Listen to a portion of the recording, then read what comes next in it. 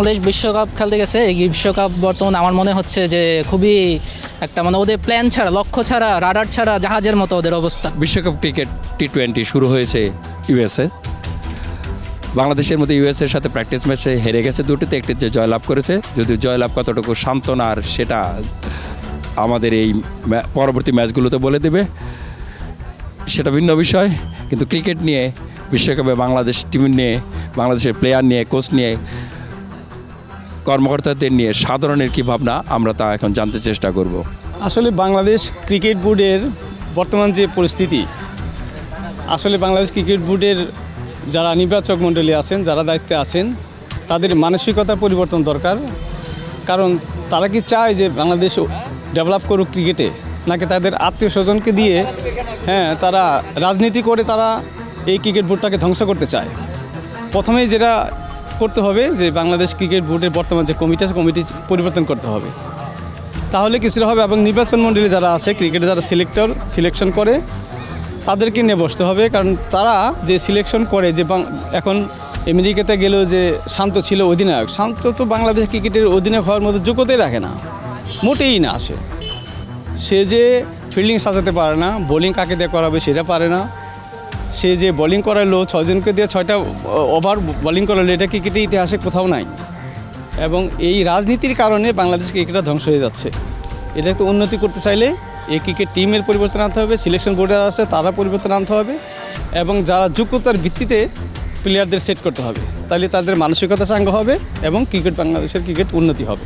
বাংলাদেশ বিশ্বকাপ খেলতে গেছে। এই বিশ্বকাপ বর্তমানে আমার মনে হচ্ছে যে খুবই একটা মানে ওদের প্ল্যান ছাড়া, লক্ষ্য ছাড়া, রাডার ছাড়া জাহাজের মতো ওদের অবস্থা। ওরা ওখানে গিয়ে নাসাই ঘুরছে, অনুশীলনের দিন নাসাই ঘুরতেছে। ওরা প্ল্যানে খেলাধুলার প্রতি কোনো প্রকার ওদের মনোযোগই নাই। প্লাস মেহেদি শেখরে নিচে কোন ভিত্তিতে আমরা তা জানি না। তারপর টেস্ট খেলুড়ে শান্তকে নিয়ে টি20 ক্যাপ্টেন বানিয়ে দিল, যা মানে একদমই অযৌক্তিক। মাহমুদুল্লাহর মতো অভিজ্ঞ ব্যক্তিকে ছেড়ে ওরা কীভাবে একজন টেস্ট খেলুড়ে শান্তকে টি20 ক্যাপ্টেন বানিয়ে পাঠিয়ে দেয়, এটা আসলে সবার কাছে অযৌক্তিক বিষয়টা। প্লাস আমাদের হাতুড়ি সিংয়ের প্ল্যান নিয়েও আমাদের খুব অসন্তোষ আছে মাঝে।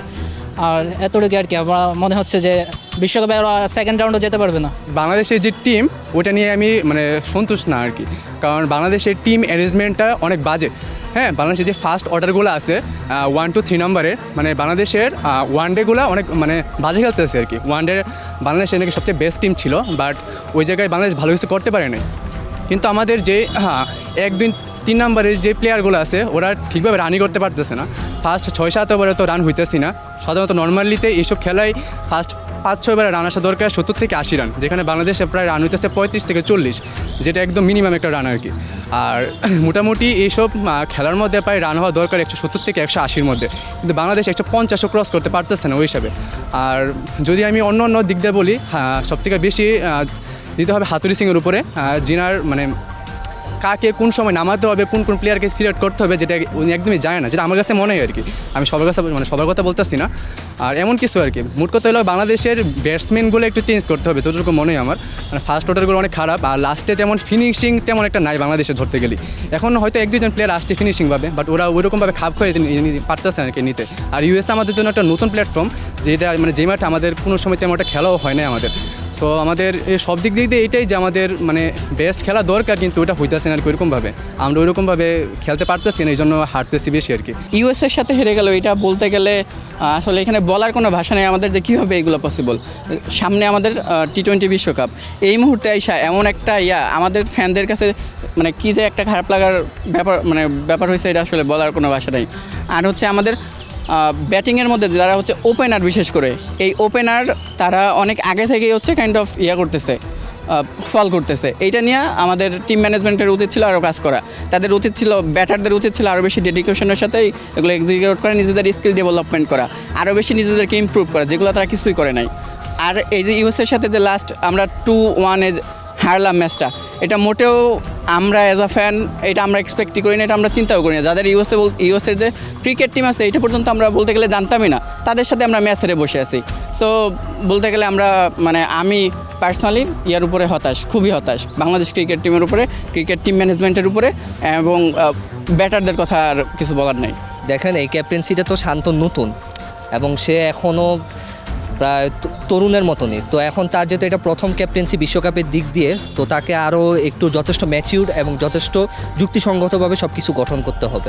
সে যদি ওইটা গঠন না করতে পারে তাহলে তো কোনোভাবেই বাংলাদেশ দল কোনোভাবে সামনে আগাইতে পারবে না। ইউএসের সাথে ম্যাচ যেটা খুবই সুযোগ ছিল বাংলাদেশের, যদি তারা ঠিকভাবে খেলতে পারতো।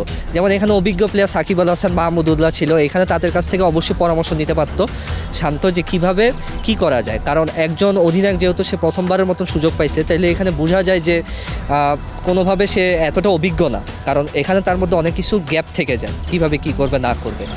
এই ক্ষেত্রে অবশ্যই আমি মনে করি যে বাংলাদেশের আরেকটু খেলা দরকার, আর বিশেষ করে বাংলাদেশের এই ঘরের মাঠে না খেলে বাইরের মাঠে খেলাটা সবচেয়ে বেশি উত্তম, এটা আমি মনে করি। কারণ বাইরের মাঠে খেললে বাংলাদেশ খুবই পরিবেশ সম্পর্কে জানবে, কিভাবে পরিবেশের সাথে খাপ খাওয়াইতে হবে।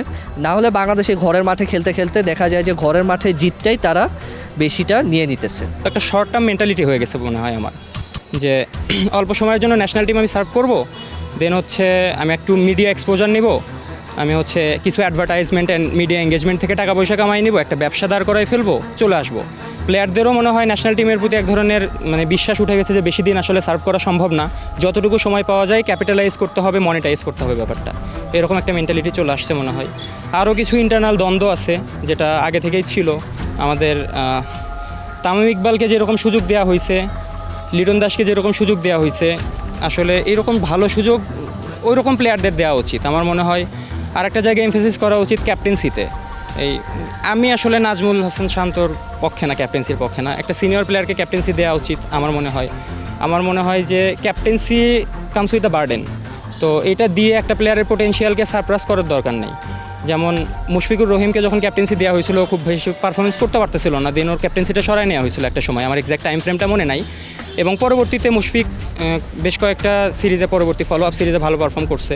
সো আর একটু চিন্তা ভাবনা করা উচিত কাকে ক্যাপ্টেন দিতে হবে, কাকে কতটুকু সময় দেওয়া উচিত দলে, ঠিক কোন কোচের সঙ্গে আসলে আমাদের ক্রিকেট টিমের যে মেন্টালিটি, আমাদের যে পোটেনশিয়াল সেটা যায়, এটা নিয়ে একটু রিসার্চ করা উচিত।